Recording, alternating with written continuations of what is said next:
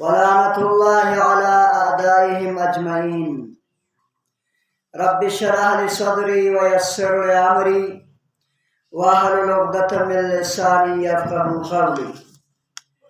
أما بعد فقد قال الله تبارك وتعالى في محكم كتابه المجيد: بسم الله الرحمن الرحيم. اضرب بعصاك الحجر فانفجرت منه اثنتا عشرة عینا. محترم مومنین ذوی الاحترام، گفتگو ہماری خود شناسی کے عنوان پر اپنی آخری مرحلے میں داخل ہو چکی ہے. خود شناسی اگر کسی کو خدا عطا کرے تو ایک اثر یہ ہے کہ اس کا دل جو ہے وہ نرم ہو جاتا ہے، یعنی شقاوت قلبی اور قسی القلبی سے وہ نکل جاتا ہے. خداوند متعال اس کے دل کو آمادہ ہدایت اور آمادہ نور الہی کر دیتا ہے. نور الہی کو قبول کرنے کی صلاحیت اس کے دل میں پیدا کرتا ہے. ہدایت الہی کو حاصل کرنے کی صلاحیت اس کے دل میں خداوند متعال اس خود شناس کو عطا کر دیتا ہے. لیکن اگر خود شناسی نہ ہو تو وہ شقی القلب ہے، وہ سنگ دل ہے. وہ حق کو دیکھتا ہے، وہ حق کو حاصل کرتا ہے، وہ حق کو سنتا ہے، لیکن تسلیم نہیں کرتا.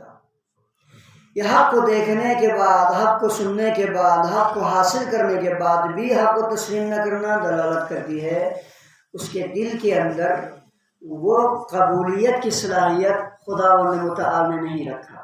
کیوں؟ اس لیے اس کے اندر خود شناسی نہیں ہے.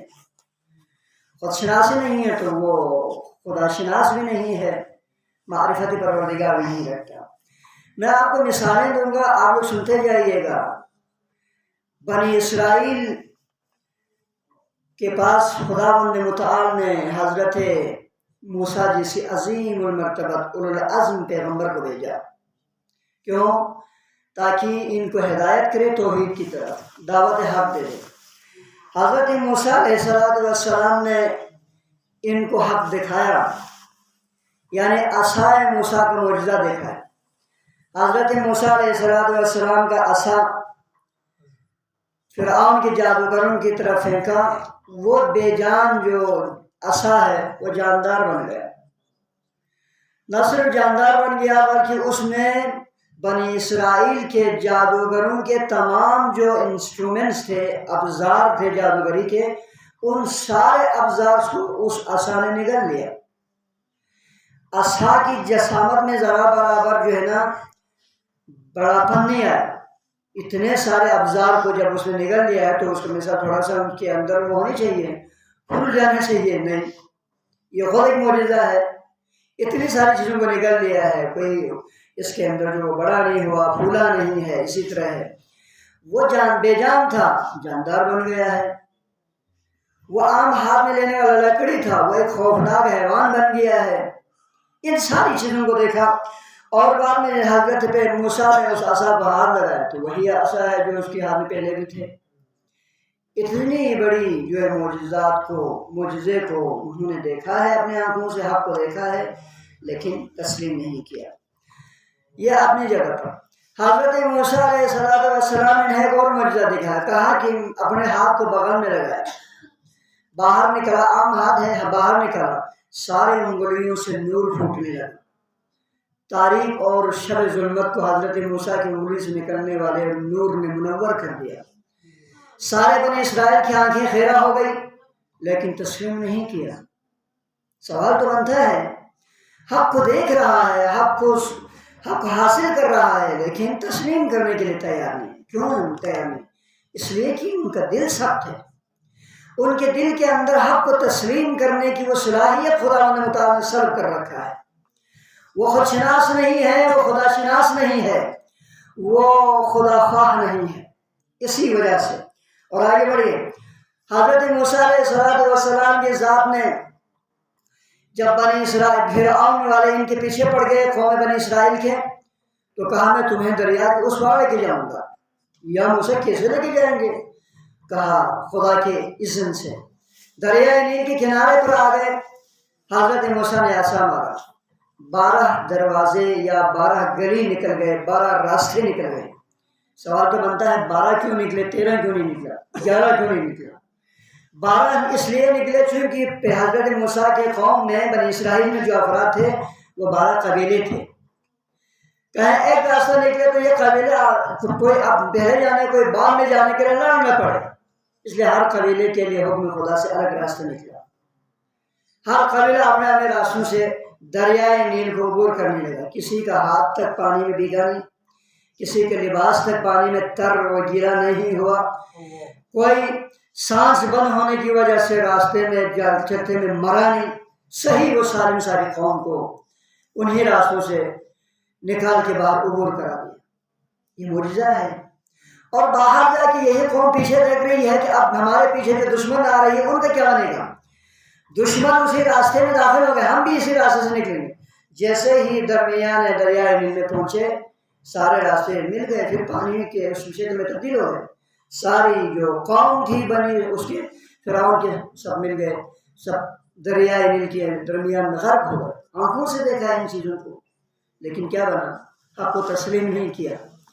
ہمارے سماج میں بھی ایسے بہت سے ملیں گے آپ کو اور مجھے کہ جو حق کو دیکھ رہا ہے، حق کو سن رہا ہے، حق کو سمجھ رہا ہے، لیکن تسلیم نہیں کرتے۔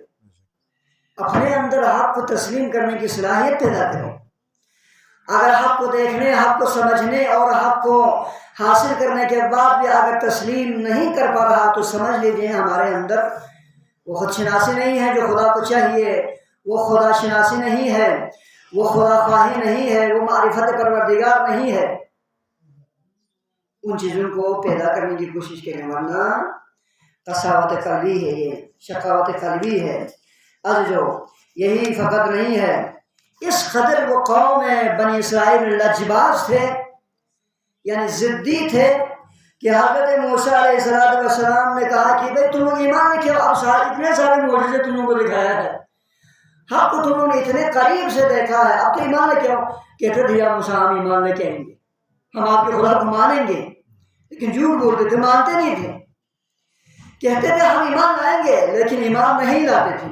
موسیٰ کے ساتھ جھوٹ بولتے تھے، پیچھے جا کے اپنے ساتھیوں کے ساتھ اپنی سابقہ ادیان پہ، اپنے سابقہ عقیدوں پہ برقرار رہنے کے عہد پیمان کرتے تھے۔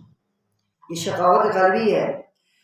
تبھی تو جب یہ لوگ جھوٹ بولے، انہوں نے اصلاً جو ہے حضرت موسیٰ اور حضرت موسیٰ کی خدا کی پر ایمان نہیں لایا، خدا تعالیٰ نے انہیں صحرا کے اندر ایک عذاب میں مبتلا کر دیا، وہ ہے تشنگی کا، پیاس کا۔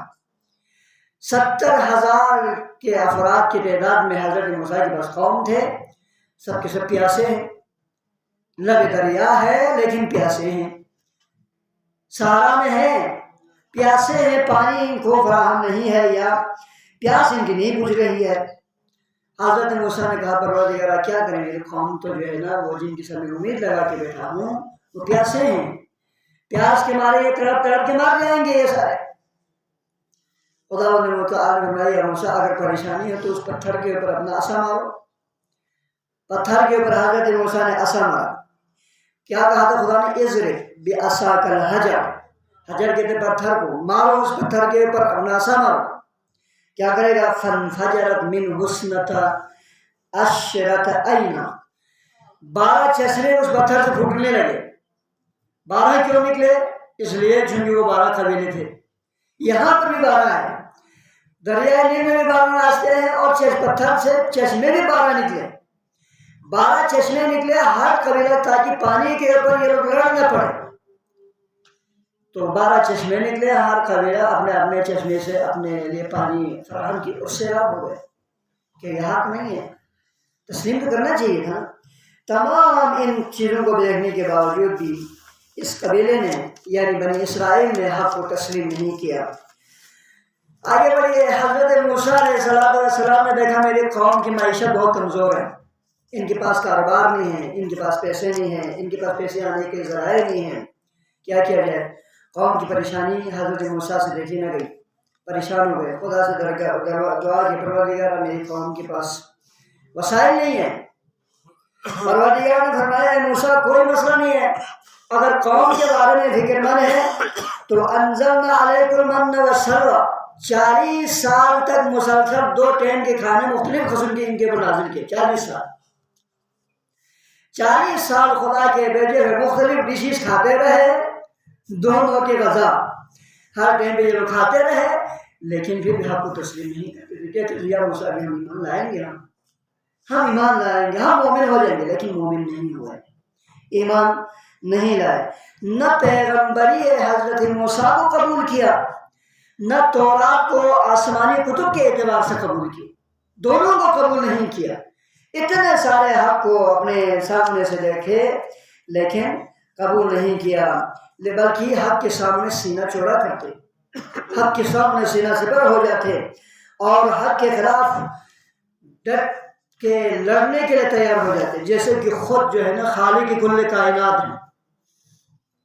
اس طرح امیر المومنین فرماتے ہیں، یہ جملہ میرا نہیں ہے، اس طرح یہ قوم حق کے سامنے ڈٹ کے لڑنے کے لیے تیار ہے جیسے کہ خود خالق کائنات ہے، سارے علوم کا مالک یہ خود ہے۔ لہذا چلتے تھے تو جو افراد خود شناس نہیں ہوتے اور جن کا دل سخت ہوتا ہے، خود شناسی نہ ہونے کے اس میں جو سزا میں جو اثر ہے وہ اثر یہ ہے کہ وہ خود شناس جو نہ ہو اس کا دل سخت ہوتا ہے، دل سخت ہو تو وہ خود کو خدا سمجھنے لگتا ہے، متکبرانہ انداز میں چلتے ہیں، مغرورانہ انداز میں طرز تکلم کرتے ہیں، کسی کو نگاہ میں نہیں لاتے، کسی کو نظر میں نہیں لاتے اور کسی کے عزت احترام کرنے کو وہ برداشت نہیں کرتے، کسی کو بڑھتا ہوا دیکھ نہیں سکتے، کسی کی عزت اس سے برداشت نہیں ہوتی۔ تو یہ امیر المومنین نے فرمایا بنی اسرائیل نے اتنے سارے وسائل اور اتنے سارے حق کو دیکھنے کے بعد تسلیم کیوں نہیں کیا؟ سوال یہاں پر پیدا ہو سکتا ہے، کیوں قبول نہیں کیا؟ قرآن مجید نے اس کا جواب آسان انداز میں دیا، ثم قست قلوبکم من بعد ذلک، ان تمام معجزوں کو دیکھنے کے بعد بھی ان کا اس ایمان کا قبول نہ کرنا، پیغمبر کو موسیٰ کو بعنوان پیغمبر قبول نہ کرنا، تورات کو بعنوان کتب آسمانی قبول نہ کرنا، کیا ہے؟ ان کی قسوۃ قلوبکم، ان کے دل کی قساوت ہے، ان کے دل کی سختی ہے، ان کے دلوں کے اوپر مہر لگا ہوا ہے کہ یہ لوگ جو ہے نا ایمان نہیں لائیں گے، دل سخت ہو گیا، پتھر بن گیا ان کا، حق کو دیکھیں گے لیکن قبول نہیں کریں گے۔ کس قدر سخت ہے ان کا دل؟ فَهِيَ كَالْحِجَارَةِ، حجارہ کہتے پتھر کو، پتھر کی طرح، جس طرح پتھر پہ آپ 1000 آیتیں سنائیں اس کے اوپر اثر نہیں پڑتا ہے، آپ 1000 باتیں اس کو سنائیں پتھر کو وہ نرم نہیں ہوتا، کیونکہ پتھر ہے، مزاج میں سختی ہے، خدا نے بنایا ہی اس کو سخت ہے۔ اسی طرح بعض افراد حق کو دیکھیں گے، سنیں گے، حاصل کریں گے لیکن حق کو تسلیم نہیں کریں گے، کیوں؟ اس لیے کہ قسوۃ قلوبکم من بعد ذلک فہی کالحجارہ، ان کا دل پتھر کی طرح سخت ہے۔ بلکہ قرآن نے اس اور اکرم آگے بڑھ کے فرمایا کہ او اشد قسوہ، بلکہ جو حق شناس خود شناس نہیں ہے ان کا دل تو پتھر سے بھی زیادہ سخت ہے۔ ابھی ممکن ہے پتھر بھی موم بن جائے لیکن ان کا دل اس سے بھی زیادہ جو ہے سخت ہے۔ اس قساوت قلبی یعنی جو خود شناسی نہ حاصل نہ کرنے کی وجہ سے حاصل ہوتی ہے، تبھی تو امیر المومنین کے بارے میں فرمان ہے کہ راتوں کو جا کے علی جاتے تھے صحرا میں، جا کے اپنے چہرے کو خاک پہ رکھ کے فریاد کرتے تھے، گڑ گڑاتے تھے، قاضی الحاجات سے مناجات کر کے دعائیں کرتے ہوئے فرماتے تھے الہی قلبی محجوب و نفسی معیوب، اس طرح کی ایک لمبی چھوٹی دعا ہے، پروردگارا میرے دل کے اوپر پردہ پڑا ہوا ہے، اس پردے کو ہٹا دے، میرا نفس معیوب ہو چکا ہے، ان عیوب کو دور کرے تاکہ میں تیری جھلک کو نزدیک سے مشاہدہ کر سکوں، تاکہ میں تیرے وجود پرجود کو اپنے اندر محسوس کر سکوں۔ تو عزیزان گرامی، خود شناسی نہایت ضروری علم ہے، خود شناسی حاصل کرنا میرے اور آپ کی سعادت دنیا اور سعادت اخروی کے لیے ضروری ہے۔ آغاز سخن میں درس کیا، ابتدا میں نے ایک بات کہا تھا، یونان کے شہر میں عیسائیوں کے معبد میں گیٹ کے اوپر ایک بہت بڑا پتھر لگا ہوا تھا، ایک بہت بڑا بورڈ لگا ہوا تھا گیٹ کے اوپر، تاکہ سب کی نگاہ اس بورڈ کے اوپر پڑے، اس بورڈ کے اوپر صرف ایک ہی جملہ لکھا ہوا تھا کہ وہ یہ تھا کہ اپنے آپ کو پہچان. اپنے آپ کو پہچانیں گے تو خدا کی پہچان ہوگی، رسول کی پہچان ہوگی، ائمہ اطہار کی پہچان ہوگی، دین مبین اسلام کی پہچان ہوگی، اس صحف آسمانی اور الہی کتابوں کی پہچان ہوگی، حق کی پہچان ہوگی. لیکن اگر ہم خود کو نہ پہچانیں تو ہم کسی چیز کو بھی پہچان نہیں پائیں گے. بات پھر وہیں آ کے رکتی ہے. پیغمبر نے فرمایا تھا من عرف نفسہ فقط عرف ربہ، جس نے اپنے آپ کو پہچان لیا اس نے خدا کو پہچان لیا.